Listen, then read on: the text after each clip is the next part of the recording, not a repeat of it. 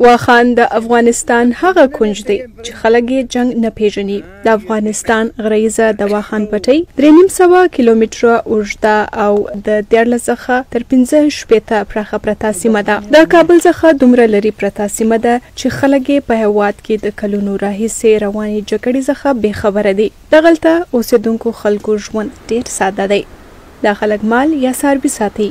د دې سیمې آبادي نږدې 12,000 ده. دغلته ژوند کوونکي خلک د واخي قبیلې سره تعلق لري. دغلته اوسېدونکي خلک دا سیمه په فارسي ژبه کې بام دنیا یا د نړۍ چت باندې پیژني. د افغانستان د واخان سیمې سرحدونه یا پولې د تاجکستان، پاکستان او چین سره لګېدلې دي. د واخي قبیلې وګړي د نږدې 40 کالو څخه په هېواد کې دوامداره جګړې چې له وجې یې د دوی هېوادوال ځپل سوي، ترېنه لرې او بې خبره دي. د واخي قبیلې یوه سپین سرې سلطان بیګم وایي طالبان دا بیا څه دي؟ جګړه؟ کومه جګړه؟ سلطان بیګم وایي چې دې ته یوازې دا په یاد دی چې خلکو به د روسي فوځیانو د پټۍ بل اړخ ته سګرېټونو د ویشلو خبرې کولې. دا ډول د لسیزې زاړه نسلونه او قبیلې د روس او د امریکا په مرسته د مجاهدینو د جنگ څخه آشنا دي. د 9 کالو هغه جګړه چې نږدې 1 میلیون ځای خلک پکې وبژل سو او په لکاو یې بې کوره کړل. د بیګم مشر زوی عسکر شاه وایي چې طالبان ډېر بد خلک دي چې دوی خلک حلالوي. دوی دا کیسې د پاکستاني تاجرانو یا منجاریانو څخه اورېدلې. دوی ته طالبان او جنگ یو افسانوي کیسې ښکاري. د امریکې افغانستان ته راتګ، د طالبانو د خونړۍ یاغیتوب او په وروستیو کې د داعش رامخته کېدل چې په هېواد کې په لکونو خلک وژلي له دې ځه بې خبره دي.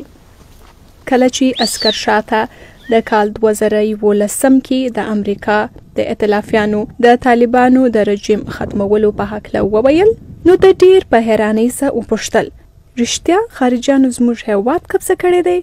او وایي نه داسې نسي کېدای ولې چې دوی ښه خلک دي. دلته زیاتره خلک اسماعیلي مسلمانان دي. دلته تاوتریخوالی، جرمونه بیخي نسته. دغلته د بجلۍ، انټرنیټ او د موبایل سهولتونه هم نسته. دوی په علاقه کې د لرې سیمو خلکو سره د واکي ټاکي د لارې خبرې کوي. کله کله دوی رادیو ته هم رسایي ولري چې پکې د روس او افغانستان خبرونې اوري او د ایران موسیقي هم خوښوي. خو دا هر وخت نه وي چې کله د رادیو سلونه یا بیټرۍ ختم سي نو دوی بیا د تاجرانو یا د منجاریانو انتظار کوي.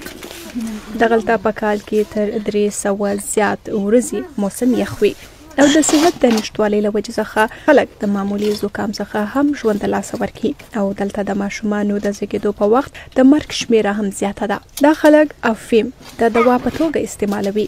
نظر وایي چې زیاتره خلک د افیم استعمال کې اخته دي.